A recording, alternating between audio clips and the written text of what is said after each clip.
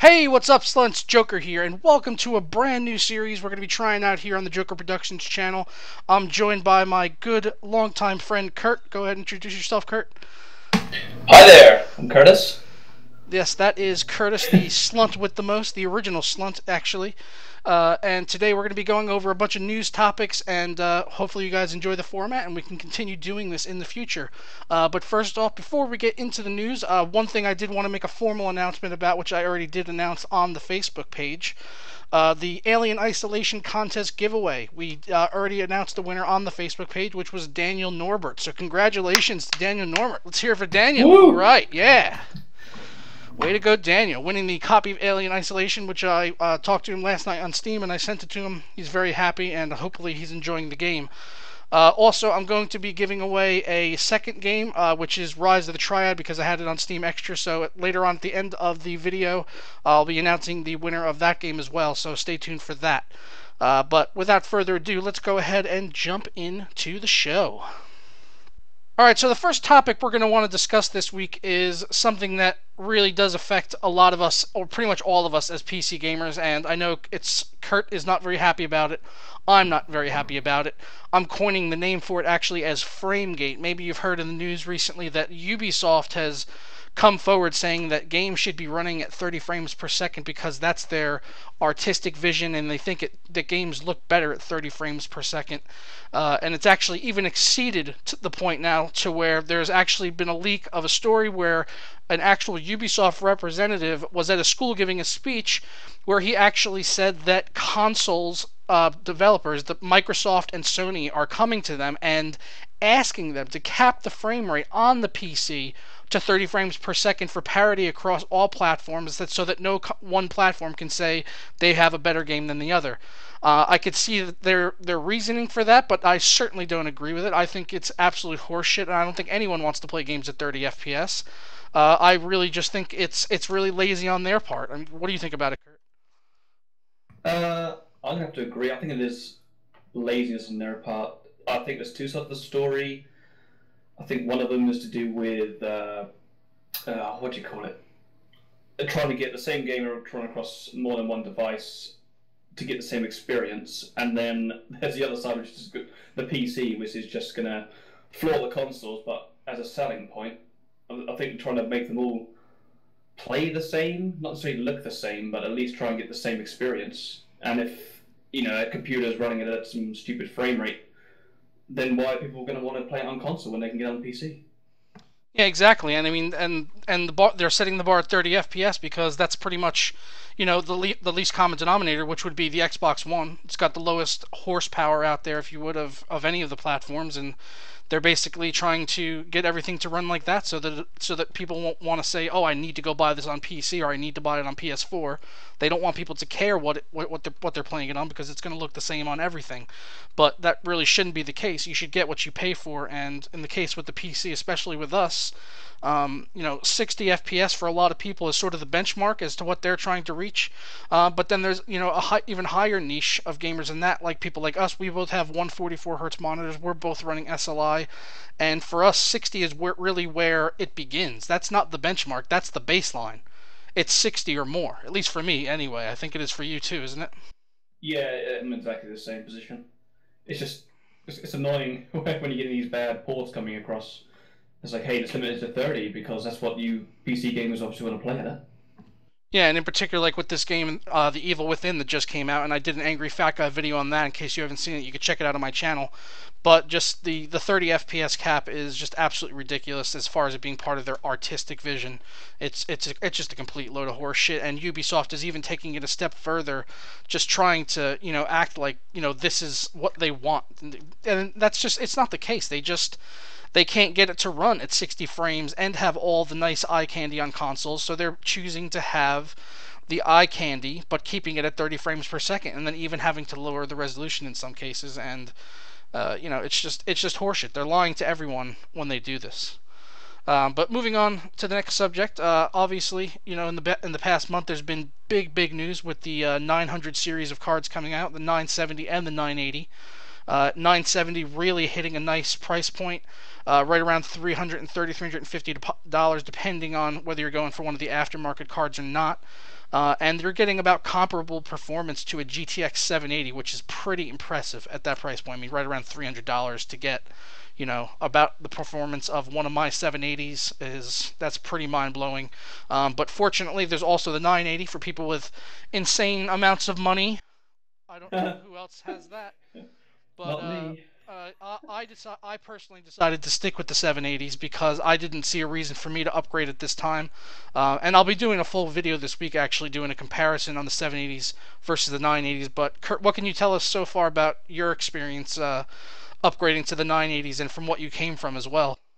Well, I came from a 2690 card, so it was quite an experience. I was thinking I'd probably get less frames and stuff, considering there's only two cards instead of four, as the 690s are dual chip per PCB. And it's been great. The four-way SLI was being buggy for me. It was just stuttering in Battlefield and various games. Not like anything really supported it. And I ended up dropping it down to two-way anyway because games weren't really scaling very well. And so I bought the two 980s. Was it about a week and a half ago now? I think. Yeah, about a week and a half ago, and then Yeah, and then you got the 144 hertz G-Sync as well, like me. So I know oh you're yeah, I enjoying got that too. the. That's a real game changer. So yeah, I mean now the Battlefield stuff's scaling great. I'm hitting the 144 cap I've got on the G-Sync at all times. It's awesome. I mean they overclock ridiculous amounts. Oh yeah, the They run. overclock is ridiculous. I mean, what were you able to get it up to on there? I got it over to about 1.5 gig on the core clock, and then Disgusting. just shy of 8 gig on the memory. Absolutely insane. 8 gigahertz on the memory, 1.5 on the core, and that's on overclock. That's just absolutely mental. What these Maxwells are able to do with the lower TDP, the overclocking potential there is just ridiculous. I mean, on paper, we got a benchmark sheet here, and we could take a look. We see he did some benchmarks at stock. You could see like Heaven 4.0, he was getting like 116 frames, which is pretty. It's very, very respectable. That's like 780 Ti SLI numbers, what you would expect to see. Shadow of Mordor running at around 135 frames, but then he goes ahead, amps up the power a little bit. All of a sudden, Heaven 4.0 is now going from 116 to 137. That's absolutely bananas. Shadow of Mordor maxed out completely, going from 135 frames to 160. That's in the benchmark, of course, because the game is capped at 100 FPS. And you can see here we got all these percentages. These are the percentage of increase we're seeing in his overclock. And then down here I've actually got the percentage of increase I was seeing with my overclock. And basically averaged out to be about a 6% performance increase as far as overclocking goes. So as with the 980s compared to the 780s, they're able to overclock 6% more than what the 780s could. Now that might not sound like a lot, but when you're looking at graphics card benchmarks, that is almost like an entire generational gap. That is the type of performance leap you would see going into the next generation of cards, wouldn't you say? Yeah, I completely agree. I think they can be pushed further as well, but I'm hitting that limit Yeah, I mean where even it's on starting to like on throttle me water, back. even on water cooling, I imagine could be even more Uh, possibly. yeah, but I mean, I'm coming across the limit now of like it's starting to throttle me back in certain benchmarks. It's like, no, you can't have it at this speed. You're dropping it back a bit. The To get more, you're gonna have to up the voltage a bit, but it was getting too hot, so I stepped it down a bit. Yeah, and we should also let people know that this is actually he's able to get these overclocks. This is running on reference cards at stock speeds out of the box. There's no factory overclock, no fancy coolers or anything like that, and he's able to get these insane overclocks and maintaining pretty good temperatures. What kind of temps are you seeing in SLI with the overclock? With Battlefield running at like 80% most times in usage, it was probably, well, looking at Afterburner, I think I was reaching like, I think max was 74. This is kind of, this is okay. I mean, the 690s used to run like 80 something. Yeah, So these are a hell of a lot cooler. 74 degrees. I mean, that's absolutely fantastic. I mean, I see my 780s and SLI, approaching 80 degrees when I'm playing Battlefield, and it's maxing out both of my cards because, well, I put VSync off, so it's going to like 200 FPS all the time, so there's absolutely no limit on it. and I'm seeing the temperatures creep up to like 79, 80 degrees, which is about, my max comfort level is where I like to see my cards go. But the Maxwell is just overall using less power, overclocking better, and running cooler, even on a reference design compared against my 780s, which are the MSI that have the twin Frozer fans and all that. So the fact that the reference cooler on the Maxwells is keeping it cooler at overclocked is just, that's absolutely mind blowing to me. Very, very impressive on the 900 series. I mean, yeah, I'm happy I bought them. Put it that way. I'm sure you are, and that 144 hertz doesn't hurt either, does it? No, it does not. But the main reason I bought them was the VRAM was starting to run out. Some of these modern games coming from console are ridiculous. I don't understand why they need, Absolutely. 4 to 6 gig of VRAM. I mean, yeah, the unified memory on the consoles. Absolutely. Is that making developers lazy? I don't know. Yeah, I mean, absolutely. I mean, and you're seeing people all the time. I mean, I was literally just watching a video yesterday where they were saying, it was from Jay's 2 Cents. He was actually talking about video cards, and he was saying that there's really not any reason to get more than a 2 GB card for 1080p. And I can tell you that is a complete bullshit. If you want to run games at Ultra, you need more than 2 GB of VRAM. There's no question about it. These games are starting to use more and more and more. About a year ago, you probably could have gotten away with 2 GB of video memory, but that's just not the case anymore because of the fact that the next-gen consoles now have more video memory. The developers have had a little bit more time to develop on that hardware, and they're going to start pushing it because they want to get the nice eye candy on there. Even if they can't get, the uber frame rates, they can still make the games look pretty sexy because they've got 8 GB of unified memory on there. So, looking pretty good so far on the 900 series, and looking forward to seeing what they can do in the future, with better drivers coming out and things like that, because right now they're still just on the original driver that came out. But let's keep things moving along. We're going to go ahead and take a quick look at this story here from BBC about Intel. Their profits have actually gone up quite considerably. They've gone up 8% in the last year after they had a steady decline for a number of years. And I mean, what do you think is the reason behind that? Do you think gaming has a lot to do with that?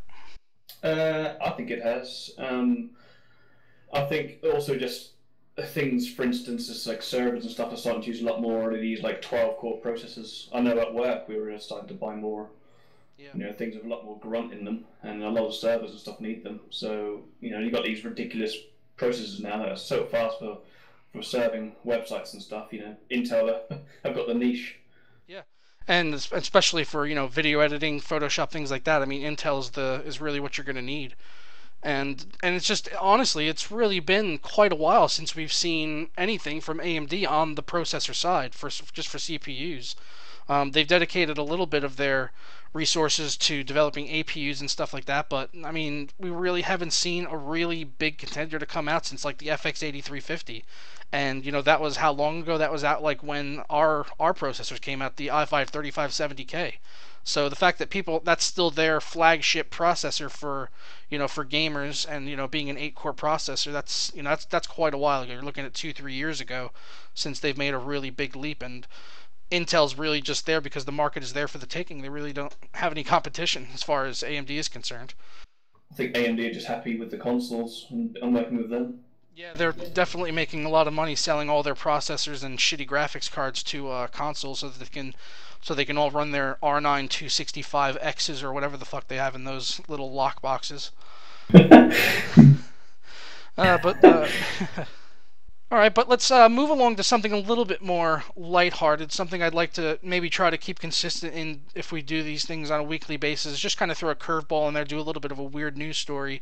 And this one certainly does take the cake as the weird news story of the week. That's right, ladies and gentlemen, there's an 80-foot inflatable butt plug in the middle of Paris. Now, they're saying it's an inflatable tree, but anyone that's looking at this right now, what they're thinking is that is a gigantic butt plug. If you've ever seen a butt plug, that's what it looks like. It's not a tree. It's just like, hey, why don't we just get rid of that glass pyramid outside the Louvre? We'll just throw a massive fucking dildo there. Why not? Because it's art, man. That's their artistic view. Just like Bethesda with 30 frames per second on Evil Within. That was their artistic view. This is a cinematic experience live in Paris.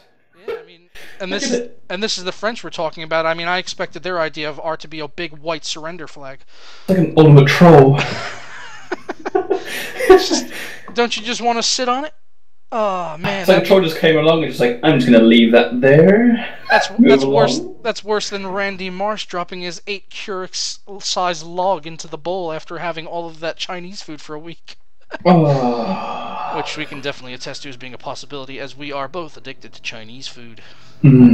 Chinese. Yeah, I can go for a lo mein right now. I don't know about you. I definitely can. Yeah.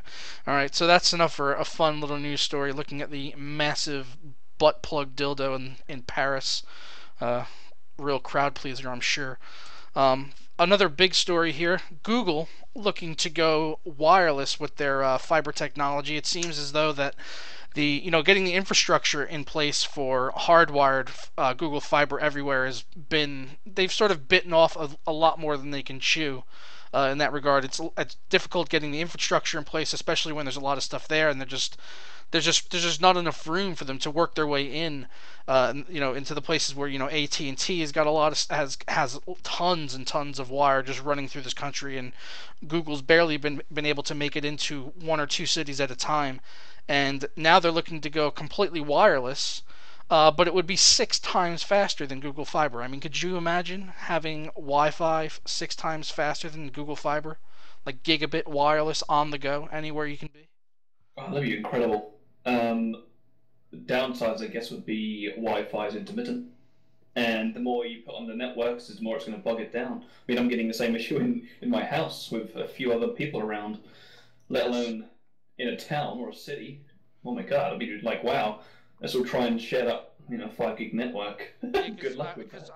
I'm sure we have to assume that they're talking about 6 times faster than Google Fiber, so we're definitely talking gigabit speeds. But when you plop that tower in the middle of a city and there's 100,000 people trying to use it, that's going to get bogged down fairly quick. So if that were to become the standard, and to almost replace having the Ethernet connection even running into your house, and everyone was just on wireless, I don't know if the technology is there yet, but if it is, I mean, more power to them, because I like fast internet. Faster is better, in my opinion. Yeah, I completely agree. All right, moving into another story here. It seems Apple has announced their new A8X chip, which is going to be opening the door to a lot of new devices. Where does the A8X chip really fit into the market, being that you are our Apple guru, Kurt? Like, where do you actually see this processor fitting in? Because obviously they already have the new chips for phones and things like that, for the iPhone 6 and iPhone 6 Plus. So where does this 8X chip really fit in the market for Apple?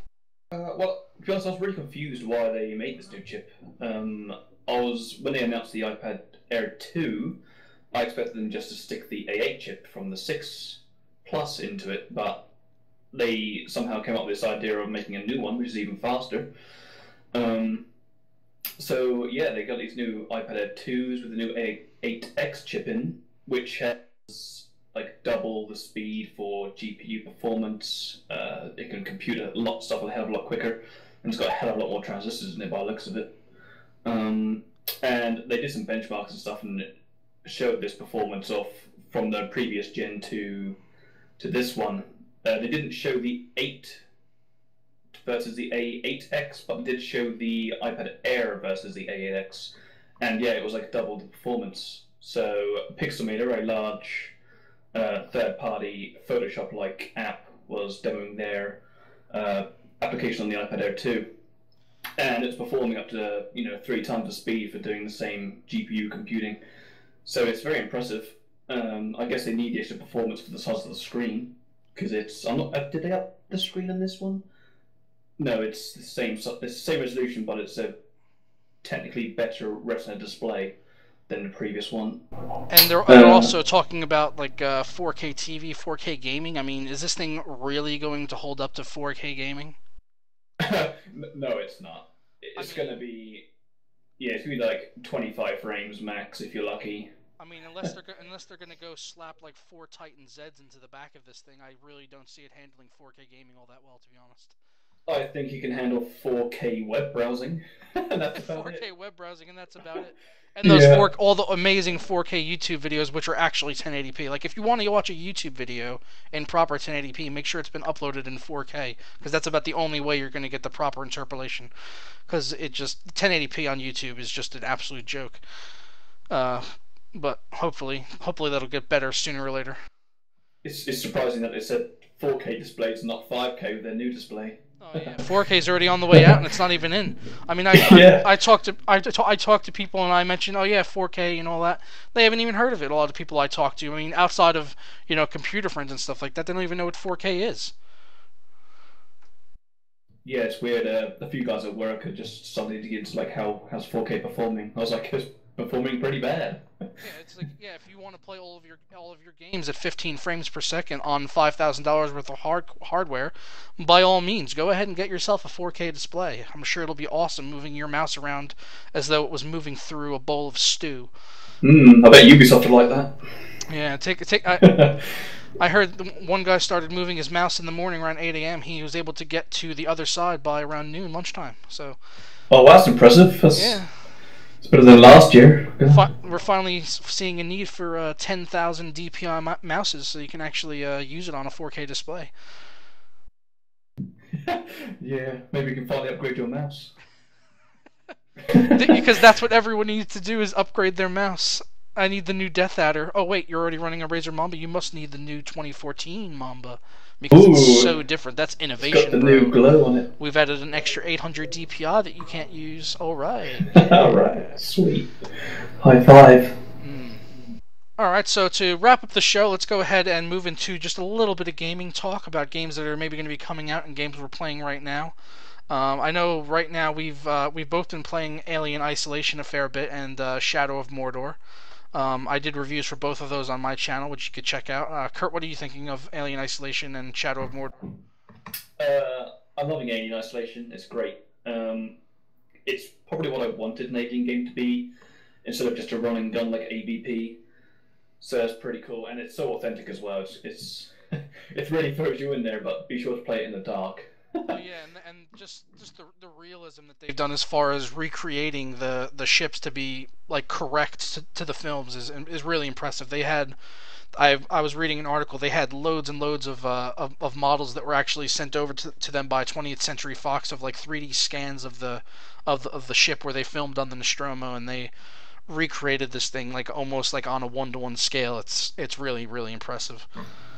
And And even performance on that game is incredible. oh So yeah, even a low end machine, you're gonna get some good yeah, I mean, performance out of it. if for some reason you're out there and you're on like an Asus laptop from 2012 with like a GTX 560M, not that anyone would ever buy those. um, sorry, I made that mistake.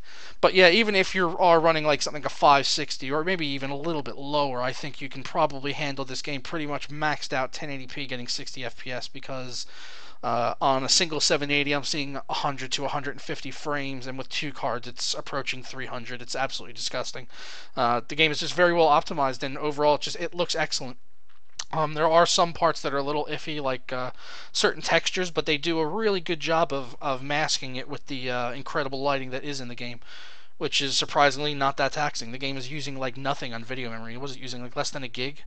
Yeah, I think the max I ever saw was like 960. Yeah, you could be running this game on like a 1 GB card. It's that easy to run, but that's not doesn't mean it looks bad. It looks because it looks incredible. And Shadow of Mordor, that looks pretty good as well. Not that it warrants the whole 6 GB of video memory requirement, but it looks good, even though it is a bit of a Batman Assassin's Creed clone. I believe the phrase I've been using for it is Batman's Creed Mordor Asylum. I thought it was pretty clever myself. It is just a clone, isn't it? Really, it's Yeah, best of both worlds whacked into another world. yeah, and there's really not that many good games coming out the rest of this month, at least for the PC. The only one that's really on my radar for this month is what is it called?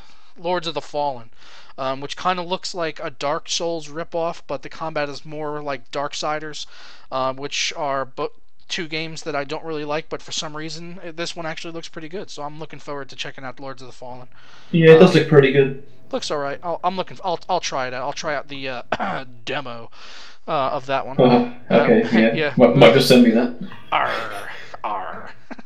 But November definitely looking a hell of a lot better. Starting off with Call of Duty Advanced Warfare on November 4th, which oddly enough I'm mildly excited for this game. think it looks nice. It seems like they've innovated on the combat, and a lot of the press are talking about it, saying it's actually different. Who knows if they've been paid by Activision to say that or not, or if it's actually different. But I'm looking forward to at least trying out Call of Duty this year, even though I've pretty much abandoned the series for like the past 3 or 4 years. You looking forward to that one, Kurt? I am. After playing Ghost, which was really dire, really. This one looks okay. Yeah. For a Call of Duty game, it's okay. I just wonder if it requires like 12 gig of VRAM this time or something. Oh, I think it's recommending like 4 gigabytes. Oh, I know why? there were some leaked specs, but then they were pulled, so they said they weren't official or anything like that. But they were only minimum specs, and they weren't too high. I believe it was like a GTX 670, but a 4 gigabyte 670. Oh, yeah, So, yeah. but those were pulled very quick, so we have no idea if those are actually official or not. But it looks like it could be okay. I'm looking forward to trying the multiplayer, and usually Call of Duty games do have a half decent single player. Except, well, Call of Duty Ghost, the single player is kind of rubbish, but the dog is really nice to look at. Yeah. Yeah. The fair, it's all about the fair. Um, Following up after that, we've got Assassin's Creed Unity finally working in co-op, something that we've wanted for years because we love playing pretty much anything in co-op. And it does look okay as long as Ubisoft doesn't pull some kind of bullshit and cap it at 30 FPS on the PC. Because if they do, that series can go ruin itself. It was already poorly optimized on the PC for like pretty much every title. I had some hopes for this game, but if they are going to pull some shit and cap it at 30 frames, I'll be walking away from that franchise forever. You looking forward to Yeah, I Unity? think it'll be a bit weird.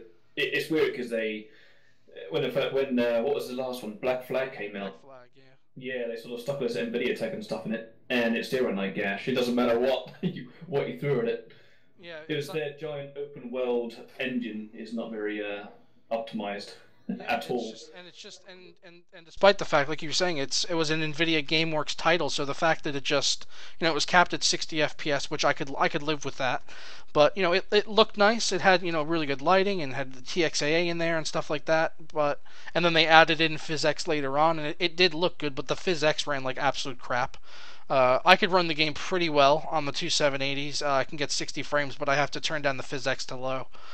So it was better optimized than the previous titles. I think it was definitely better than Assassin's Creed 3 as far as PC optimization goes. That game was Dire. just an absolute pile of pants.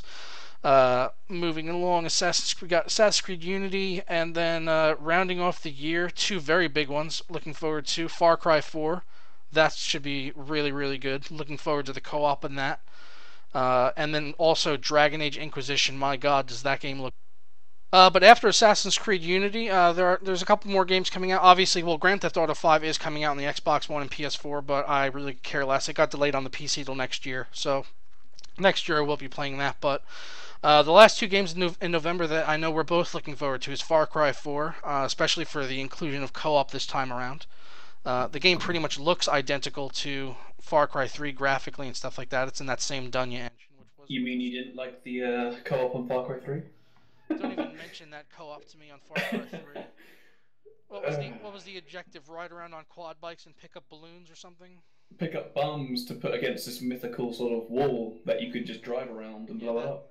that just may as well not even existed. But the Far Cry 4 co-op does look good. I mean, you can get a buddy to come ride in on an elephant and just trounce an entire base of enemies, and who doesn't want to do that? And then afterwards, we can kill the elephant and skin it, and then sell the skin.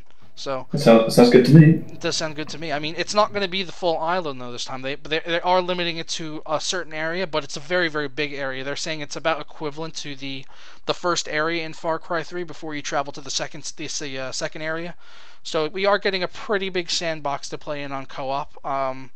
But they did say that there's going to be some limitations as far as how far you can go away from each other. But they're saying it's going to be natural and it's not going to feel really forced or anything like that. I don't know. We'll have to wait and see when it comes out and see how that works. But then lastly, definitely the biggest game of the year for me that I want is Dragon Age Inquisition, running on the Frostbite 3 engine, just like Battlefield, and I'm almost certain that game is going to be absolutely amazing. I mean, they definitely can't go worse than Dragon Age 2. Which basically, if you've seen one cave in that game, you've seen them all. Yeah. I've never seen a game just reuse environments the way that Dragon Age 2 did. It was pretty pathetic, despite the fact that it had fun combat, it had a decent story. The open world stuff is just really where it went wrong. You think Inquisition is going to fix that and hopefully be a little bit better this time around? Yeah, I think it definitely. I mean, I'm the same with number two. I got bored of running into the same dungeon with the same stairwell and the same opening. It's just like, wow. Yes, everything is the same over and over again. But Yeah, even the guys are in the same area. it It's just looked nice though, ridiculous. and the combat was fun. I liked the combat change in Dragon Age 2. I thought it was pretty good. Yeah, I got pretty bored of it pretty quickly. I think it was just because of the fact it was really repetitive, the first Yeah. bits. Yeah, Dragon Age Origins was definitely a lot better, especially for the storyline. But hopefully it looks like from what we've seen, Dragon Age Inquisition is sort of gonna do like a marriage of the two. It's gonna have the ability to do fast-paced combat on the PC, but you'll also on the PC be able to switch to an overhead cam, which is more like the Dragon Age Origins, where you can actually pause the combat and you can command your party members to do certain actions, sort of like Mass Effect style, which makes sense as it is a BioWare title. But that game being built up on the Frostbite 3 engine, which was very well optimized for BF4, despite the fact that the game still crashes to this day. Um, Yep. but despite all of Battlefield's online woes, it is a really, really good engine. It's well optimized. It supports SLI and it scales well, and hopefully in Dragon Age Inquisition it will be pretty good. Yeah, I think if they're using the same engine, it should be great, unless they really went wrong with it, which I doubt they did. Yeah, there's been a lot of gameplay out already. The EA Ronku videos have already started showing up, so I'm sure Jack Frags and all those guys are getting a nice little paycheck from doing their Dragon Age Inquisition gameplay videos. Alright, guys, but that's pretty much going to wrap it up for the Slunt News or Tech News Weekly or SLUNT Tech or whatever the hell we're going to call this show. I don't know. We'll work out a name for it. Hopefully by the time that this gets posted. I hope you guys did enjoy it. If you did, stick a like on the video below. But before we go ahead and cut away, I did announce at the beginning I was going to be giving away a copy of Rise of the Triad, in addition to the copy of Alien Isolation I already gave away. And the copy of Rise of the Triad is going to be going to John Highway, one of the followers on the Facebook page. So expect a message from me on Facebook, John, and I'll get you out that copy of Rise of the Triad just as soon as I can get you added on Steam and send it over to you. But I want to thank Kurt for joining us. Did you enjoy yourself, Kurt? You like doing the little podcast action? Yeah, why not? Anything to get famous, right? Yeah, anything to get famous. All with Anything. all 3,000 of my subscribers, several of them will see you. Not all of them, mind you, but several. There I will see myself. It's fine. You are now known to several hundred people. That's a big. Sweet. You are officially now kind of a big deal. But I want to thank everyone for watching. I hope you did enjoy the video. Don't forget, you can always follow me on Facebook and Twitter at JokerSlunt, or you can get back to my channel anytime by going to JokerSlunt.com. I'll catch you guys next time. Ta fucking Rizza! Ta-ra!